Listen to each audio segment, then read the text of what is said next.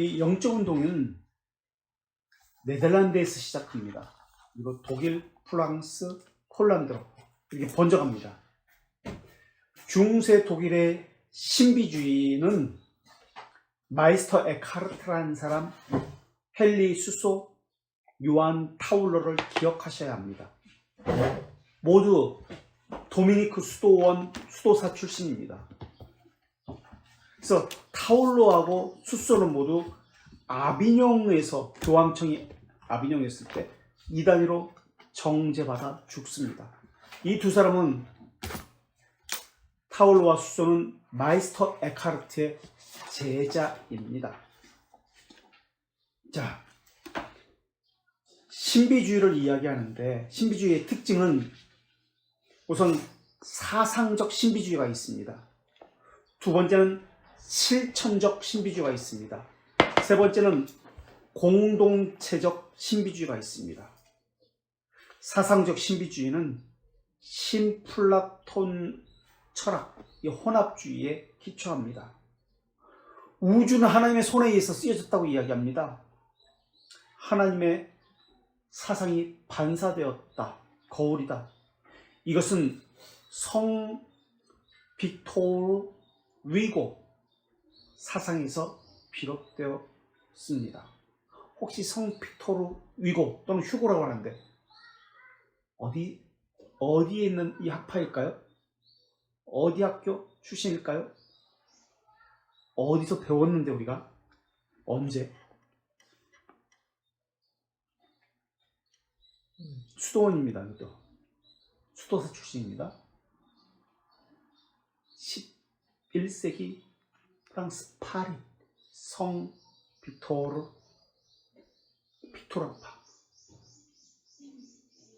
성경을 은유적으로 읽어야 된다고 이야기하고 주장합니다. 변증, 논리적인 것 거부합니다. 직관, 명상에 의해서 하나님의 마음을 읽어야 된다고 합니다. 그래서 진리는 명상을 통해서 황홀경의 극치에 이룰 수 있는 것이 진리라고 이야기합니다. 이게 사상적 신비주의입니다. 지금 신비주의는 다 이제 수도원에서 나왔는데요. 두 번째는 실천적 신비주의입니다. 독일과 네덜란드 중심으로 발전합니다. 그래서 생 빅토르 수도원 그리고 스콜라주의의 영향을 받습니다. 그래서 네덜란드에서는 개인이 아니라 하나님의 친구들, 형제들과 같은 이런 단체 모임을 통해서 이것이 형성되어집니다. 그래서 독일은 마이스터 에카르트라는 사람, 요한 타울러 이런 사람들의 지도자로서 그렇게 활동합니다. 그리고 네덜란드에서는 토마스 아 캠피스, 그리스도를 본받아 이 지은 사람, 또 루이스 브룩, 그리고 루이스 브룩의 친구인 게하르트 프로테. 네덜란드 어는 지, 독일은 게하르트, 지가 개거든요. 개가 독일어 아베체드 EF 개, 지라는 얘기예요.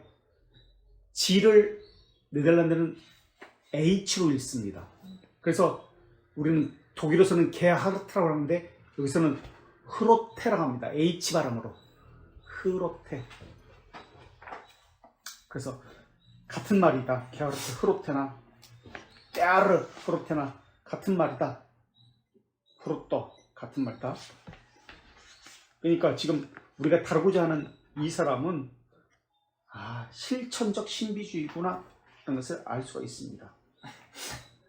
그래서 이 사람들은 경건생활, 서적을 필사하는 것, 경건서적을 필사하는 것, 또 가르치는 일, 내적인 명상을 강조하는 사람들입니다. 실천적인 것들을 강조해요. 그래서 실천적 신비주의자들. 세 번째, 공동체 신비주의자들이 있습니다. 실천적 신비주의자들, 이 데보치오 모데르나 이 운동의 교과서가 그리스도를 본받아예요. 토마스 아 캠피스의 그리스도를 본받아가 교과서예요. 실천적 신비주의의 교과서다. 그런데 그리스도를 본받아와 쌍벽을 이루는 이 책이 있는데 테올로기아 게르마니카라는 책입니다. 누가 썼는지 몰라요. 무명입니다. 이 공동체 신비주의. 이 공동체 신비주의는 당시에 흑사병이 유행했는데 서로를 격려하는 공동체입니다. 그래서 스트라스부르크를 근거지로 오래된 수도원을 매입해서 여기서 공동생활을 합니다. 그래서 공동 운명의 형제단 또는 공동생활의 형제단이라고 그렇게 이야기합니다. 이것을 흐로테가 설립합니다. 여기서 청년교육이 일어나고요.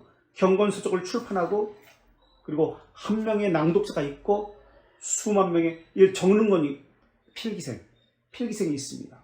그리고 그것을 책으로 만들어서 아직 인수술이 나오기 전이니까 책으로 만들어서 민간에 가서 유포하고 전도하고.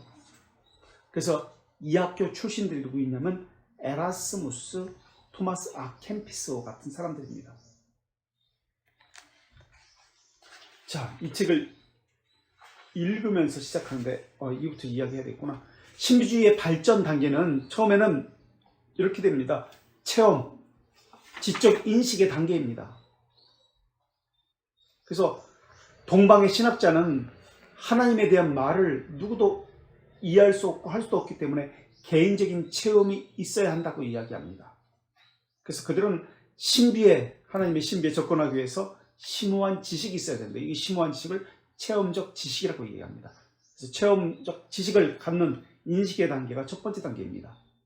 그 다음에 두 번째 단계는 그 체험적 지식을 가지고 사랑의 실천 단계로 나아갑니다. 그래서 하나님이 사랑이기 때문에 우리도 사랑을 해야 된다고. 그래서 우리가 사랑을 하게 될 때 하나님과 비슷하게 된다고 이야기합니다.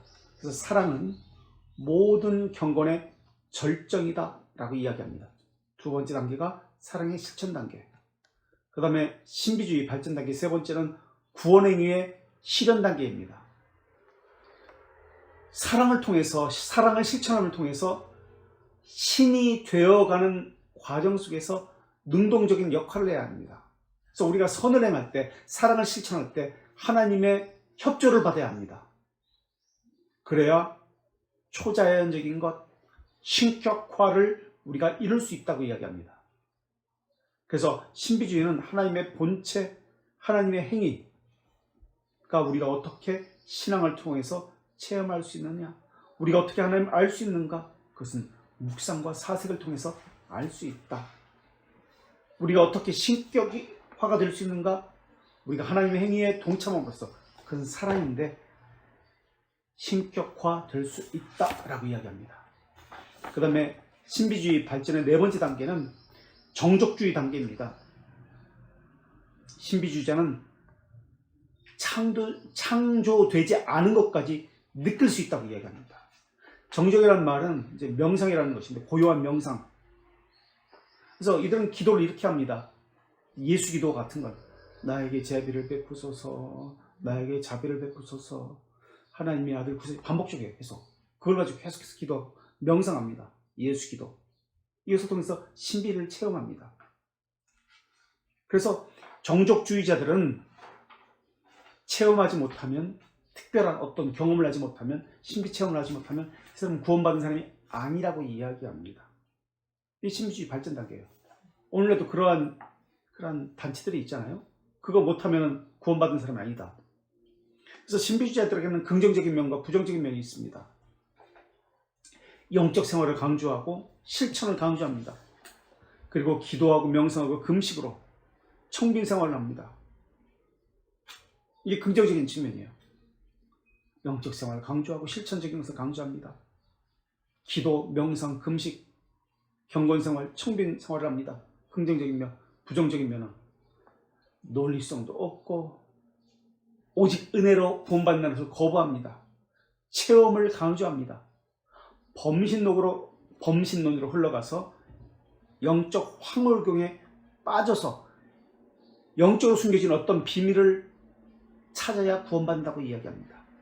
그래서 종교적인 히스테리를 부리거나 광신적이 됩니다. 그러니까 이들에게 종교는 감정의 문제예요. 기도 생활을 통해서 범신론적 성향을 띱니다. 그래서 하나님 예수 그리스도 안에 성육신 했듯이 모든 믿는 자는 성육신한다. 그래서 신자는 죄를 범할 수 없다라고 이야기합니다. 이게 신비주의 발전단계예요. 자, 책으로 돌아가서 한번 읽어볼게요. 여기 서론적인 것을 이야기했고, 데보치오 모데르나 운동입니다. 이제 후기 신비주의 운동이에요. 중세교회 때 367페이지 일어난 대부분의 개혁이 스스로 타락하거나 결국 로마 교황의 수하에 들어갔던 모습은 정말 안타깝습니다. 그러나 제독간에 들어가지 아니하고 꿋꿋하게 본래의 신앙을 지키다가 종교개혁에 영향을 줬던 운동이 있습니다. 그 운동은 데보치오 모데르나 운동입니다. 왜 종교개혁에 영향을 줬는가? 왜 데보치오 모데르나 운동이 전 종교개혁자라는 이름으로 불리는지에 대해서 우리가 이해해야만 합니다. 그 이야기는 좀 이따 하겠습니다. 왜 이 수도운동, 신비주의 이게 종교개혁자에 영향을 줬을까? 라는 것을 염두에 두셔야 합니다. 자, 낯선 단어로 들리겠지만 아마 토마스 아 캠피스가 쓴 그리스도를 본받아라는 책을 떠올리면은 낯설지 않을 겁니다. 이 책은 데보치오 모데르나 사상을 잘 반영하는 책입니다. 이 작품은 성경과 존 버니이 쓴 철로 역정 다음으로 가장 많이 읽히는 책입니다. 그렇다면 이 네덜란드 설교자, 신학자이면서 데보치오 모데르나 운동을 이끌었던 공동체 형제 또는 이건 공동 운명의 형제단이라고도 합니다. 공동 운명 형제단을 창설한 헤라트, G로 되어 있잖아요. 네덜란드는 H 발음. 헤라트 후로떠는 영국의 전종교역자 위클리프와 동시대 사람입니다. 그와 같은 해 주님의 부르심을 받았습니다. 위클리프와 같은 시대 사람. 후로떠는 3번의 신앙 체험을 합니다. 3번의 체험 신앙이 이 사람에게는 중요합니다. 후로떠 학창시절, 후로떠는 1340년 네덜란드 데이벤터, 이 데이벤터는 인쇄소가 많았습니다. 나중에. 그래서 인쇄소를 발달합니다. 책을 많이 편찬했던 곳이죠. 부유한 의류상인입니다. 의류상인의 아들로 태어났습니다. 토지가 많았어요. 의류 사업을 크게 했던 것도 있지만 원래부터 물려받은 재산이 많았습니다. 아버지가. 그런데 흑사병으로 일찍 부모를 잃었습니다. 후로떠는 아헨이 지금 어디냐면 신성노마지국 수도입니다. 에서 교육을 받았습니다. 돈이 많았기 때문에 1355년 파리의 소르본느 대학에 들어가서 3년 동안 스콜라 철학과 신학을 배웁니다. 최고의 학문이죠. 스콜라 철학과 신학은. 이외에도 교회법을 배웠고요. 의학, 천문학, 지금 14세기의 최고의 학문 다 배우는 거예요. 마술, 히브리어까지 배웁니다.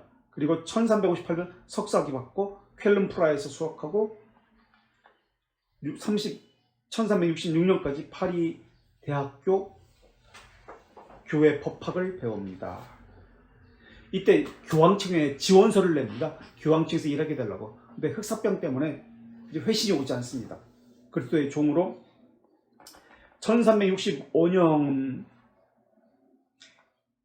데이벤터 시위에는 이제 고향이죠. 세금 문제를 비롯한 여러 문제를 해결하기 위해서 후로떠를 로마 교황 우르바노 6세가 보냅니다. 후로떠가 그 동네에서 교회법을 배운 지도자급 사람이라서 교황청에 보내는 거예요. 우르바노 6세는 아비뇽 교황청 시대 사람입니다. 그래서 아비뇽 교황으로 갔어요. 누구 때부터 아비뇽 교황청이 생겼죠? 언제부터 언제까지? 아비뇽 교황청의 시대?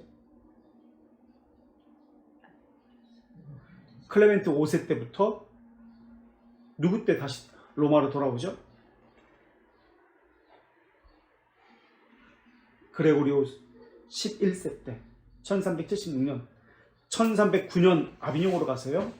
1376년 로마로 돌아옵니다. 그게 클레멘트 5세 때 가서 그레고리오 9세 때. 누가 설득을 했죠? 어떤 여성이 설득을 했는데, 신비주의자. 후기 신비주의자예요. 그 사람도. 까테르나 다 시에나. 여성 신비주의자. 그래서 아비뇽으로 가가지고 그 사역을 담당해서 후르톤 이 사역을 성공적으로 마치고 교황의 추천을 받아 위트레이트 참사원으로 지냅니다. 먼저 아헨의 참사원이 됩니다. 그랬다가 3년 뒤에 위트레이트 참사원이 됩니다. 이 말의 참사원이라는 것은 의회 행정 담당이라는 뜻이에요. 행정, 시의원 같은 거, 행정을 담당하는 것. 임기는 종신입니다. 고관이 있다는 뜻이에요. 그래서 앞날이 창창한 그는 화려하고 사치스러운 삶을 살았습니다. 그의 제자가 토마스 아 캠피스인데요. 이 사람에 대한 전기를 썼어요. 이때 이 후르토에 대한 모습을 이 사람은 이 세상을 걷고 있었다라고 그렇게 표현합니다. 평생토록 임기가 종신인 고관직을 받았으니까 거기다가 성직록도 받았습니다. 그 평생 교회에서 돈이 나오는 거예요. 이직으로 돈이 나오죠. 그러다가 창창한 앞날이 보장되었던 사람이 갑자기 1368년에 큰 병에 걸립니다. 그러다가 기적적으로 낫습니다.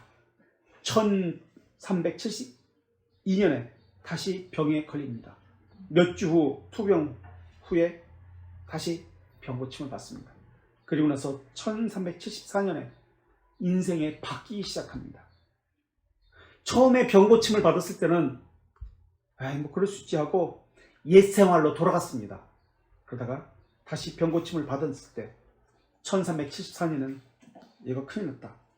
그래서 이제 깨닫고 자기 가진 재산을 다 기증해 버립니다.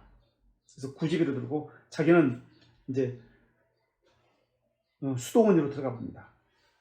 이 기록이 지금도 남아 있어요. 토마스 캠피스가 쓴 그 스승에 대한 전기가 그때 기록 뭐라고 남았냐면 더 이상 성직록을 얻으려고 하지 말자. 칼빈도 성직록을 얻었습니다. 그래서 교회에서 주는 돈을 받았어요. 나중에는 반납했어요. 성직록 반납했어요. 너는 돈을 벌려고 세속 군주들을 섬기지 않을 것이다. 군주의 천문학자가 되려면 애를 쓰는 일도 없을 것이다. 당신은 천문학자가 돈 엄청 벌었다고 그래요. 이거 천문학자도 했습니다. 이 사람 천문학도 공부했기 때문에 누구를 위해서도 금지된 기술을 사용하지 않을 것이다. 이 금지된 기술은 마술입니다. 이 사람은 마술도 배웠어요. 그러니까 돈을 떼돈 버는 거예요. 여기저기. 이것도 하지 않을 것이다. 또 일반적인 날씨를 예측하는 것 말고는 여행이나 수술을 위해서 길 일을 택하지 않을 것이다. 이 사람은 의학도 공부한 사람이에요. 의사였어요. 그래서 일반적인 날씨를 점치는 것 외에는 수술받기 위해서 길을 이사하기 위해서 길을 받고 이런 거 점치지 않을 것이다 라고 이야기합니다.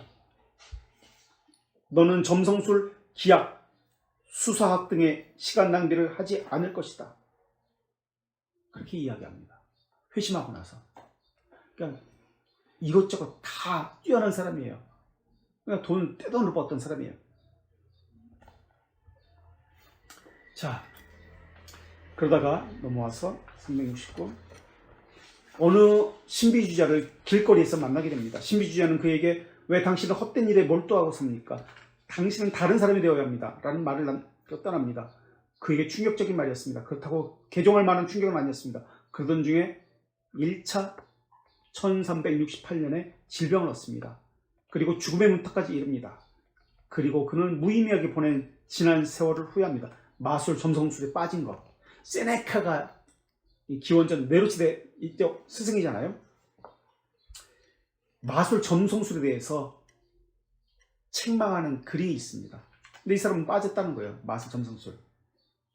어리석고 미련하게 행동했던 것들을 하나씩 떠올리면서 깊은 고뇌에 빠졌습니다. 그렇게 흥미를 있었던 마술에 관한 책을 불태우면서 병이 낫는다면 주님의 종이 되겠다는 결심을 하기에 이릅니다. 이게 신플라톤주의 철학을 가진 사람의 특징입니다. 왜? 급작스러운 계기로 회심을 합니다. 병 고침을 받았기 때문에 나는 신학을 해야 된다라고 하는 사람들, 신플라토이적 사상을 가진 사람. 사업이 많기 때문에 갑작스럽게 회심해서 나는 주의 종이 되겠습니다. 선교사가 되겠습니다. 이 신플라톤주의 사상은 그래서 신비주의와 범신론과 유사하다고 했습니다. 그래서 간증적인 거, 감정적인 거, 이것을 좋아합니다. 이 사람들은 노래를 좋아합니다. 그래서 이 사람들은 노래집, 찬양집을 대부분 만들었고 또 그런 집회를 많이 합니다. 암브로시우스 찬트 만듭니다. 이 사람도 급작스럽게 사제가 된 사람입니다. 갑자기 이 사람은 세례도 받지 않은 사람이거든요. 초신자예요. 정치인입니다. 근데 어린아이가 저 사람을 대감독으로, 밀라노의 대감독으로 손들고 이야기하자. 그래서 대감독 됐어요. 하나님의 뜻으로 받은 사람이 암브로시우스. 그레고리오 찬트 마찬가지입니다. 신플라톤주의 사상에 빠졌던 사람들이에요. 기적적으로 병이 났고 그는 나름대로 바른 삶을 살려고 부단히 노력합니다. 그런데 이제 다시 예전 모습으로 돌아가죠. 쉽게 변하지 않습니다. 처음엔 열심을 내다가 점점 나태해집니다. 그러다가 세 번째 체험을 하고 나서, 병 고침 받고 나서 5년간 세상을 담을 쌓고 지냅니다. 거기서 자신을 돌아보기 시작하는 것이죠. 그러던 중 1374년 파리에서 사귄 하이리히 폰 카르트가 그를, 밑에 나오죠. 카르트가 어떤 사람인지. 그를 카르투지오, 이 후르터가 여기에 토지를 기증합니다. 그래서 카르투지오 수도원에서 들어가서 3년 동안 그에게 경건과 참된 평강을 배웁니다. 후르터는 자신의 죄들을 회개하고 죄의 힘을 뿌리째 없애기 위해 금욕적 삶을 삽니다.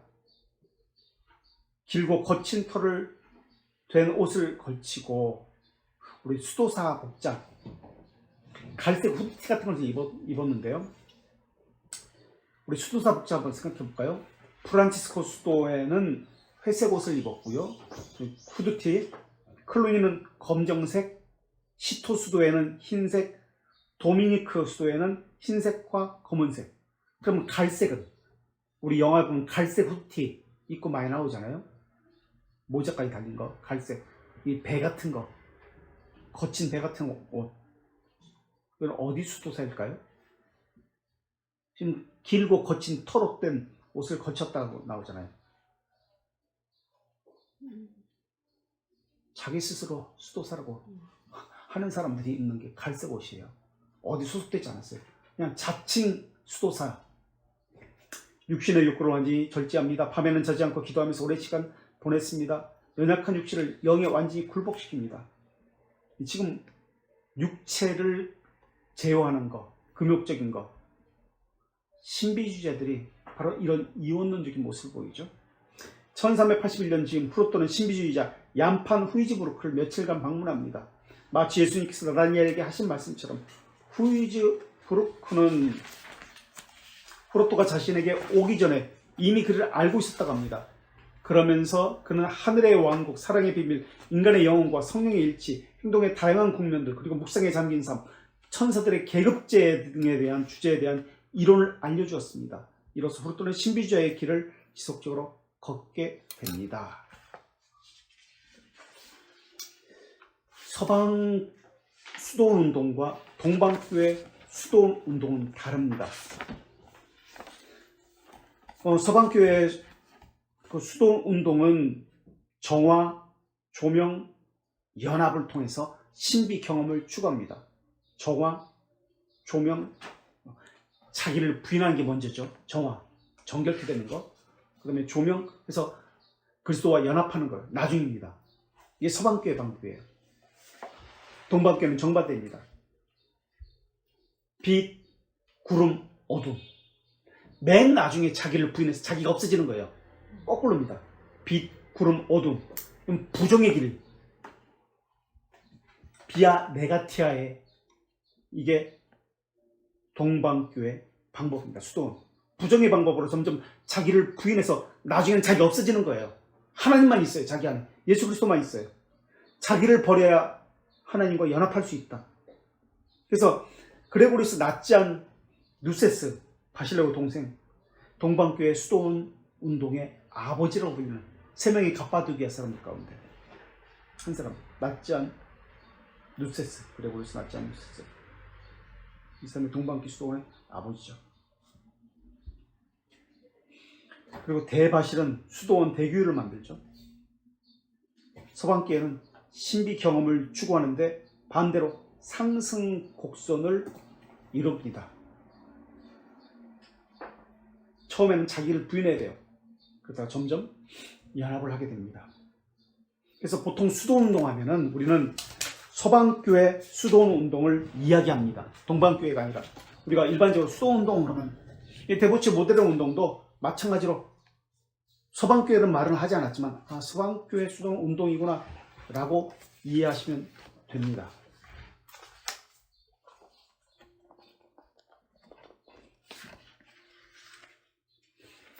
그래서 서방교회는 누가 대표적이죠?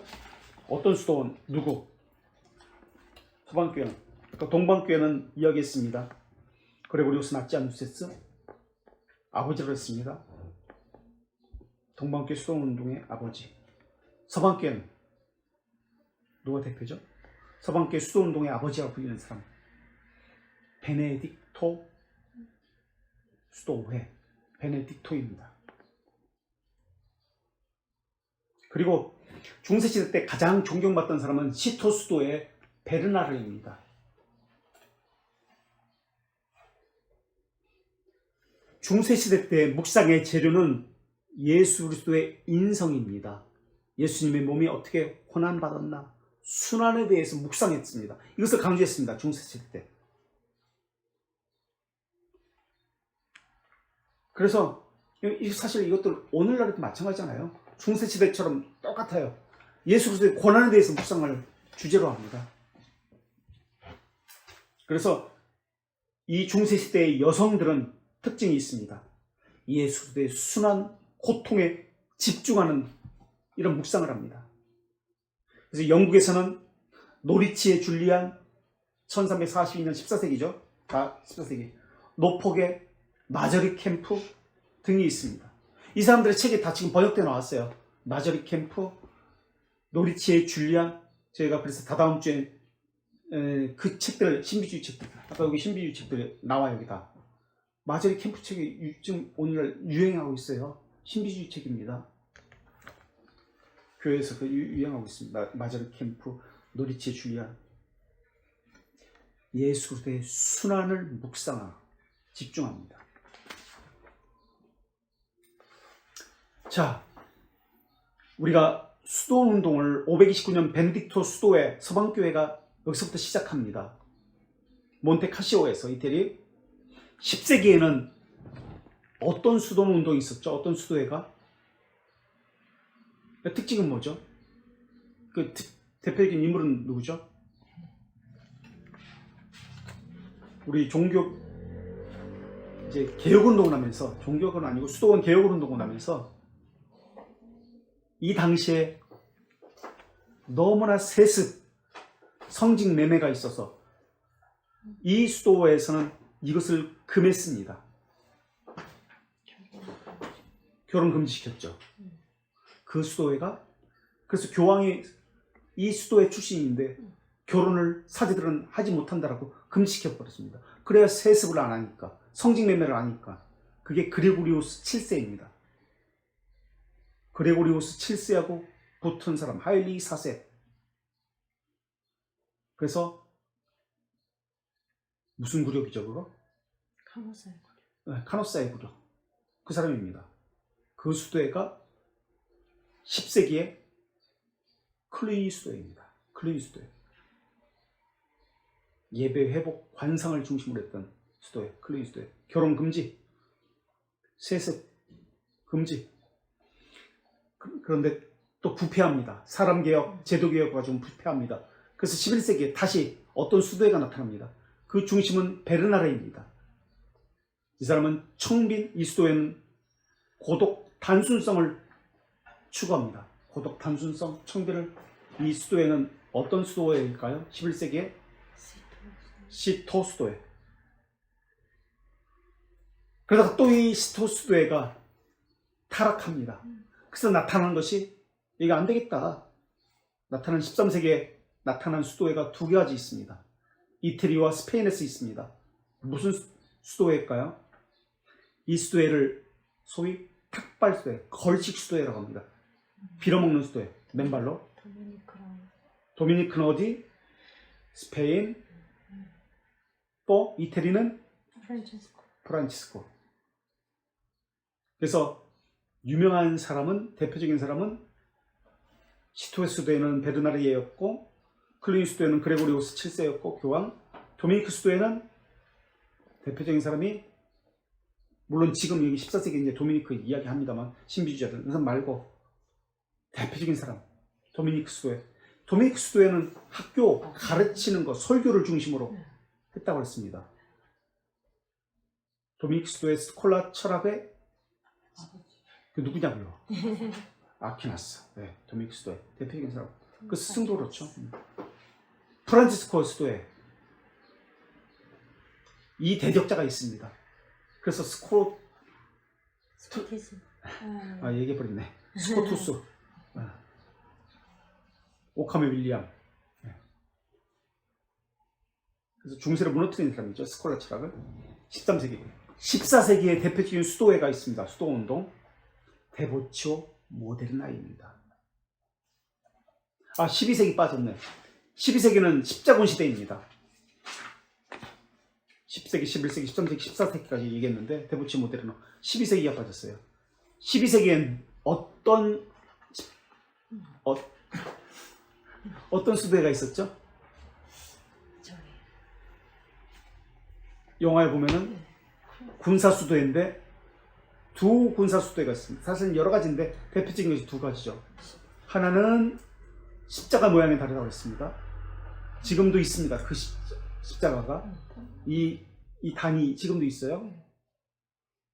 하나는 구호 기사단, 병을 고치는 이것을 요한 기사단, 의료 기사단, 이 로도스라는 지역에서 있었기 때문에 로도스 기사단이라고 이야기합니다. 구호 기사단. 그리고 또한 기사단은 수도회입니다. 구호 기사단 말고 병을 치료를 목적으로 한. 그래서 이슬람도 이 구호 기사단은 사람들을 죽이지 않았어요. 병을 고치는 일을 주로 했기 때문에. 그러나 이 사람들은 죽였습니다. 이 사람들은 누굴까요? 십자가 보면 나오는 템플 기사단, 성전 기사단. 그래서 어떤 사건이 있었죠? 템플 기사단 13일의 금요일, 10월 13일 마지막 십자군 운동, 성전 기사단의 수장이 드몰레라는 사람. 누가 죽였죠? 1307년 10월 13일 금요일날 죽였습니다. 이단위로 몰아서. 그 사람이 프랑스의 필리페 4세.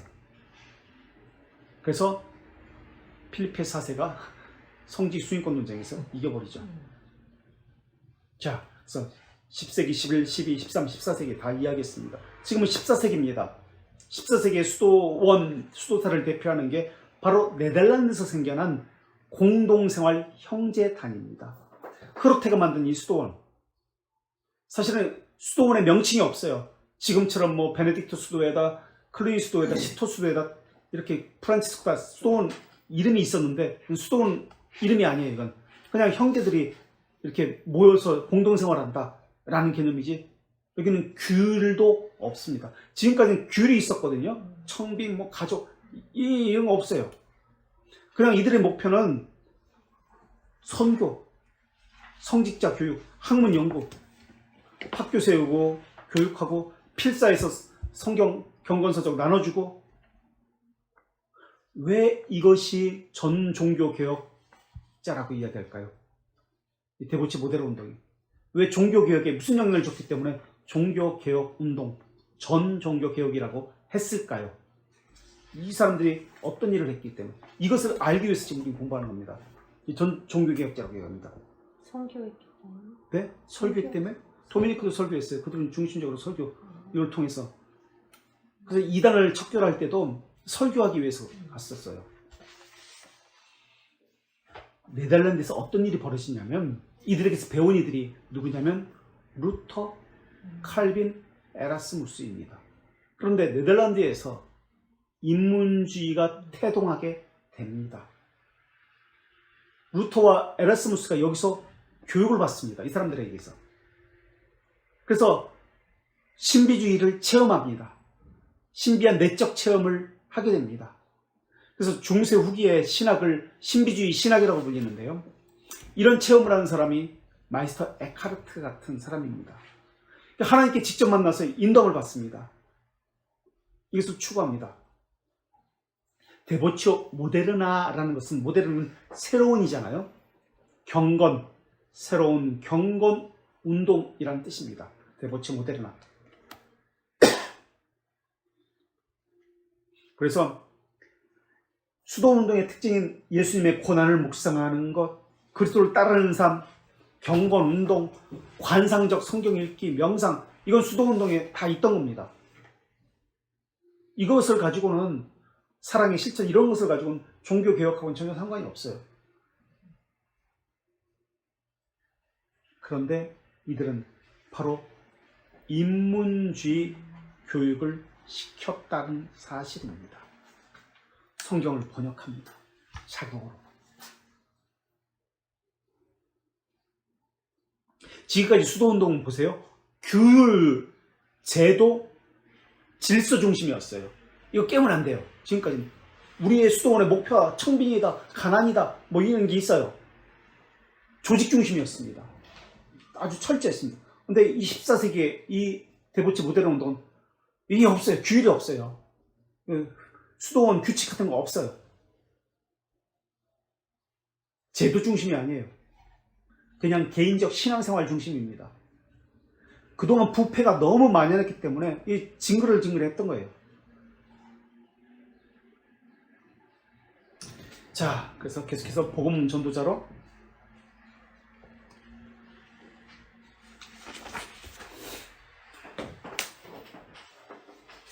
이 복음 전도자로 바뀌게 되는데요. 이 후르터가 1381년 신비주의자 얀파루 후이지 부룩을 만난 후에 바뀝니다.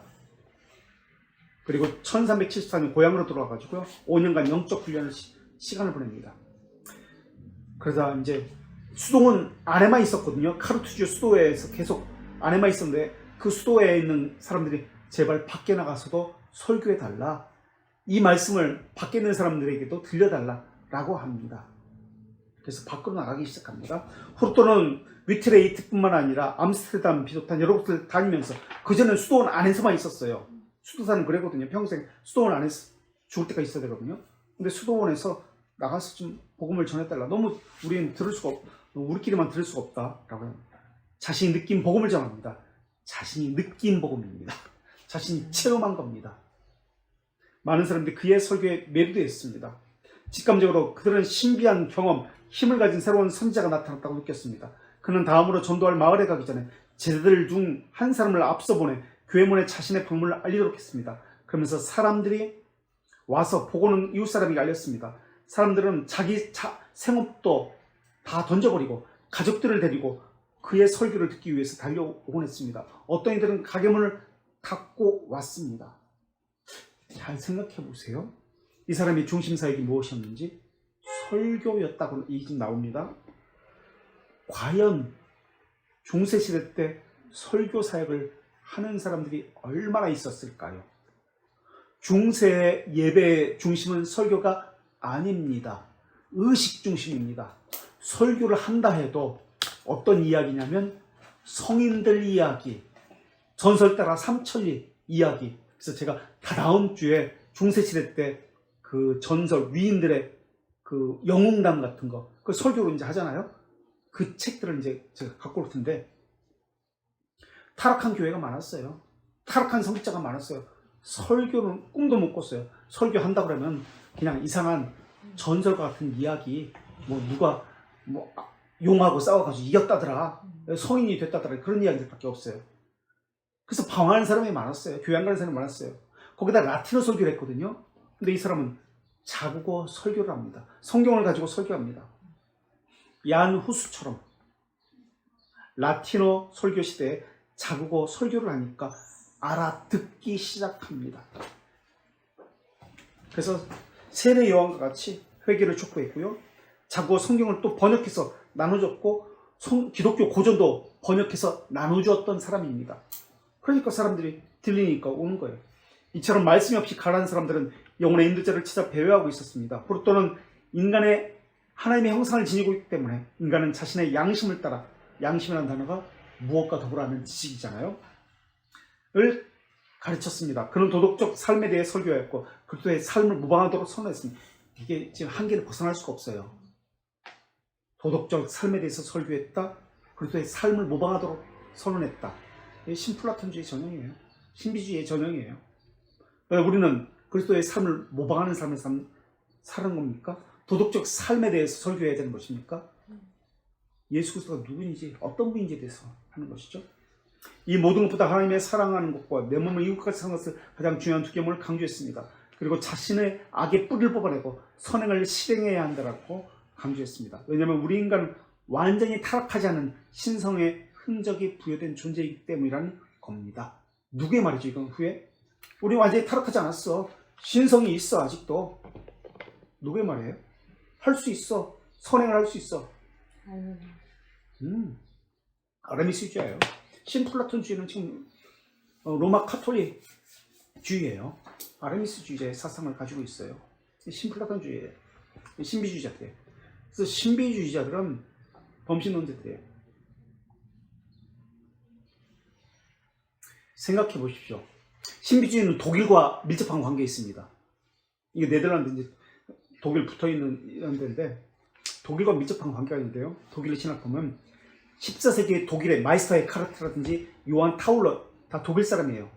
신비주의자들이 많습니다. 교회가 타락했을 때 미래가 없었습니다. 할 수 있는 것은 일반 신자들이 무엇을 가지고, 성경이 없거든요. 성경을 볼 수가 없어요. 라틴어 설교를 제가 들을 수가 없어요. 라틴어는 이제 설교도 하지 않지만, 그럼 일반 신자들이 무엇을 가지고 신앙생활 합니까? 신비주의 외에는 없는 거예요. 자기 체험. 신비주의가 신앙이에요. 신앙생활을 하긴 해야 되는데 성경도 없고, 그러니까 기도하면서 신비주의 신앙을 따르는 거예요. 그래서 스콜라 철학과 신비주의는 같은 길을 걷는 사람들이에요. 정반대에 있는 것 같으나 둘 다 인간 중심입니다. 하나는 자기 이성 중심, 하나는 자기 체험 중심. 감정 중심이냐 체험 중심이냐 이성 중심이냐, 이 차이만 있을 뿐 인간 중심은 똑같습니다. 그래서 스콜라 철학자들을 보면은 보나벤투라, 토마스 아퀴나스, 신비주의적 경향이 있습니다. 루터도 신비주의적 경향이 있습니다. 수도사 출신입니다. 그 사람도. 그러나 우리 개혁파들은 수도사 출신이 아닙니다. 수도사 출신들은 신비주의적 경향을 가지고 이원론적인 이러한 체험 중심의 신학을 전개합니다. 그러나 우리 개혁파들은 수도사 출신이 아니라 어떤 출신들인가요? 네? 인문주의 출신들이에요. 인문주의자들이에요. 이 대보치 모델가 인문주의 운동을 했던 거예요. 그래서 신비주의가 아니에요. 지성적입니다. 자, 다섯째 줄. 그리고 그는 인간이 이 땅에 몸을 가지고 살아야 하기 때문에 죽을 때까지 영혼을 겸손히 낮추고 더러운 육체를 깨끗이 해야 한다고 가르쳤습니다. 악한 생각, 말, 행동, 말미암은 죄에 찌꺼들기는 조금 더 허락해서는 안 된다고 강조했습니다. 선생님, 말이 안 됐죠. 이거 불가능하죠. 프루토는 미래의 영광 혹은 미래 형벌에 대한 거대한 가능성을 깨닫도록 했습니다. 위트레이트 감독은 그를 지지하면서 도덕적 삶을 강조하라고 권면합니다. 후르토는 사람들에게 미래에 쓰라린 후회와 엄한 형벌이 있을 거라고 경고합니다. 일반적인 죄만 아니라 이단 성직명의 탐욕, 불법을 회개하도록 했습니다. 성직자들의 죄악을 비판하기도 했는데 그것으로 인해 성직자들의 공격을 받게 됩니다. 그러자 감독은 그의 설교를 금지시켰습니다. 계속해서 설교를 금지당하죠. 개혁자들은 설교를 금지당합니다. 또 누구도 그랬죠? 설교 금지당한 사람? 우리 최근에 공부했던 사람? 위클리프도 설교 금지당하죠. 야누스도 설교를 금지당하잖아요. 설교권을 박탈당하고 1383년에 알렉산드로 6세의 교황에게 청원합니다. 당시 교황청은 로마에서 나폴리로 잠깐 가 있던 때입니다. 그래서 답변이 지연됩니다. 그래서 청소년 교육 교회 개혁에 인자가 필요하다고 보고, 그래서 청소년 교육에, 아이들 교육에 야학 같은 거죠. 이것을 열어가지고 이 에라스무스, 루터, 칼빈 이런 같은 사람은 인재를 키우기 시작합니다. 교회 타락한 사람의 이 인재가 없어 바른 지식을 가진 사람이 없었기 때문에 라고 생각해서 그런 사람들을 가르치기 시작하는 거예요. 야학을 하는 거예요. 알렉산드로 6세는 누구냐면은 이 사람에게 청혼했다고 했는데 알렉산드로 6세는 혹시 누군지 아세요? 어떤 교황? 누구와 대적한 사람, 누구를 최근에 우리가 배운 사람인데 이 사람을 화형시킨 사람입니다. 콘스탄츠 1415년, 콘스탄츠 공의회는 1414년 했는데 제일 먼저 한 일이 이 사람을 화형시킨 것인데 그 전에 화형시켰구나. 이 사람은 알렉산더 6세가 화형시킨 사람은 사보나룰라. 그래서 후르토가 설교하는 곳에서는 무감각이 일깨워졌고 1415년에 화형당한 사람은 저 얀 후스네요. 위클리프하고 위클리프는 이미 죽었던 사람인데 꺼내져가지고 다시 화형시키죠. 그는 종교서적을 이웃들에게 빌려주어 신앙의 성장을 도모했습니다. 이것이 바로 데보치오 모데르나 운동입니다. 주님의 부르심 이제 죽습니다. 죽는 게 아니라 포르토는 위트레이트 감독의 반대를 받으면서 이단자로 정죄받지 않았습니다. 왜 정죄받지 않았을까요? 그는 새로운 종교단체를 설립한 적이 없기 때문에 그렇습니다. 오히려 이단자와 부독한 성직자를 공격했기 때문에 그렇습니다. 그는 지속적으로 자기 고향 데이벤터를 중심으로 데보치오 모데르나 운동을 이끌어 갔습니다. 자신의 인종이 가깝다는 것을 알아차린 후 중래 후르토는 기회가 있을 때마다 데이벤터에서 신앙적 국제와 하나님 나라를 얻도록 힘쓰는 것을 이야기합니다. 역병이 돌아가지고요 1484년에 유행했습니다. 이 시기에 지금 일하고 있어요. 인재를 발굴하고 교회를 개혁한다고 강조했습니다. 또 학문과 신앙의 삶, 균형을 잘 유지하라고 당부했습니다. 성직자들은 사람들의 지도자가 되기 전에 인문 교육을 철저히 받아야 된다고 말했습니다. 말하는 것, 생각하는 것, 글 쓰는 것. 그는 청소년들의 신앙을 훈련시키는 일에 많은 힘을 기울였습니다. 이런 교훈들 덕분에 공동체 형제단이 형성되었습니다. 공동체 형제단이 만든 학교에서 누가 공부했느냐? 에라스미스, 루터, 찌뱅글리, 칼빈 등의 종교개혁자들이 교육을 받았습니다. 이 형제단 때문에 기존 수도에는 형제단이 없었어요. 자매단이 없었어요. 형제단이 설립되기 시작합니다. 그래서 오늘날 형제의 집, 자매의 집, 평신도 신앙운동이 일어나게 됩니다. 여기서부터 자극을 받고. 그래서 루터는 막데부르크라는 도시에서 3개월간 교육을 받고요. 칼빈은 6개월간 이들에게서 교육을 받습니다. 그러다가 1384년 여름 역병이 데이벤더를 강타했습니다. 데이벤더라는 도시는 의류, 금속, 식료품 교육이 활발하게 있던 대도시였어요. 그런데 14세기 네덜란드 동북 계곡에서부터 소도시를 중심으로 공동체 행제단 운동이 펼쳐지게 됩니다. 그래서 그 소도시에서 일어나는데 그 인구는 6천에서 12,000명 정도 작은 도시에서 이 데보치 모데르나 운동이 이렇게 일어나게 된 겁니다. 그래서 핍박이 없었던 거예요. 왜냐하면 정치적인 이런 영향력 없는 이러한 소도시, 사람들이 관심을 갖지 않는 이런 소도시에서 이런 도시에서 운동을 펼쳤기 때문에 그는 역병에 걸린 친구 이름이 람베르트 슈트르만입니다. 역병에 걸린 친구를 간호하다가 역병에 전염되었습니다. 주님의 부르심을 받기 전에 긴 침묵 가운데 후르토는 다음과 같이 말합니다. 둘째 줄, 여러분의 재산을 보호하기 위해서 수도원을 세울 것을 제안합니다. 여러분 중 수도원 생활에 잘 맞는 사람은 거기서 안식처를 찾거나 평안히 자신의 일을 할 수 있을 것이며 동시에 그것은 수도원이 아닌 세상에 머물기를 원하는 사람을 보호해 줄 것입니다.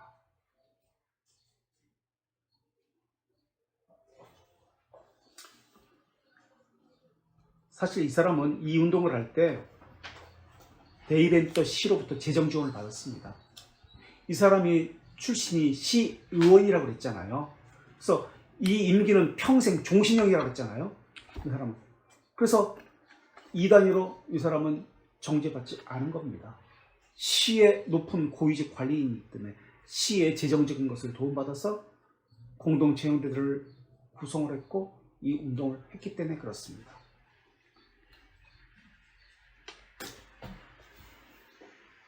그렇다면 다시 한번 이야기해 볼까요? 데보치오 모데르나가 왜 전 종교 개혁자의 이름 속에 들어있을까요? 물론 종교 개혁자의 이름을 영향을 주었기 때문에 그렇습니다. 바로 인문 교육 때문에 그러합니다. 이 운동은 우리로 치면 1980년대 대학교로 선교단체들이 들어간 거와 마찬가지입니다. 기독교 르네상스가 펼쳐지게 됩니다. 그래서 프랑스 알프스 남부와 알프스 산맥을 중심으로 북부의 인문 부흥 운동이 다르게 나타납니다. 알프스 남부에서는 신플라톤적 문예 부운동이 일어납니다. 그래서 예술, 조각 이런 것들이 부흥 운동이 일어납니다. 인간 중심의 남부에서는 알프스 산맥, 알프스 북부에서는 기독교적인 정신을 가진 기독교 르네상스가 일어납니다. 이 차이가 있어요. 인간 중심은 마찬가지입니다. 더군다나 아직은 금속 활자가 만들어지지 않은 때이거든요. 기독교 인문주의가 일어나면서 동시에 종교 개혁의 발판인 1450년도에 금속 활자가 만들어지면서 인쇄술이 발전하게 됩니다. 그래서 루터의 성경이 10만 권이 찍혀지게 됩니다. 그 몇 년 전에는 손으로 다 썼거든요. 그것이 10만 권이라 한 번에 인쇄술에 있어 펼쳐서 책이 딱 번져가는 거예요. 성경이. 그래서 후르토에 계속해서 유언에 따라서 그들은 아우스티누스 수도원 방식을 택합니다. 그러다가 44세 때 주님의 부르심을 받습니다. 아이고, 큰일 났네. 7분이 남았는데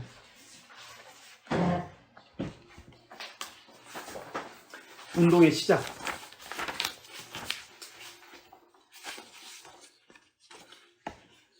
수도원이 어디 있었죠? 원래는 산, 들, 광야, 사람이 없는 곳에서 수도원이 있었습니다. 그런데 14세기에 이 사람들은 어디에서 수도원을 하느냐? 시내에서 하는 거예요. 자기 집에서 공동체 생활을 하는 겁니다. 보십시오. 운동의 시작. 1374년 9월 몇몇 가난한 여성들이 후르토에게 자신의 집을 내어주었습니다. 이들은 후르토와 함께 평안히 거하면서 자발적으로 하나님을 찬양하며 이거를 다음 주에도 안 되겠다. 이 설명이 이렇게 많아요. 이 중세시대 때 방치된 두 그룹이 있거든요. 하나는 대중이고 하나는 여성이에요. 왜 여자들이 이렇게 집을 내줄 수밖에 없었는지, 왜 신앙생활하면서 예수 그리스도의 고난에 대해서 명상하고 신비체험을 여자들이 많이 하는지 이야기를 해야만 합니다. 그 이야기를 해야 되기 때문에 이건 다음 주에 하고요.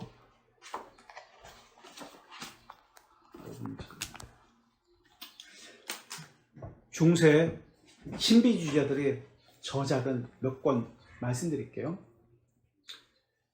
영국에서는 무지의 구름이라는 이 저서가 나옵니다. 지금도 있어요. 바오로 딸에서 나오는데 누가 저인지 모릅니다. 무명입니다. 저자는 무지의 구름. 그리고 영국의 월터 힐튼이라는 사람, 다 14세기 사람입니다.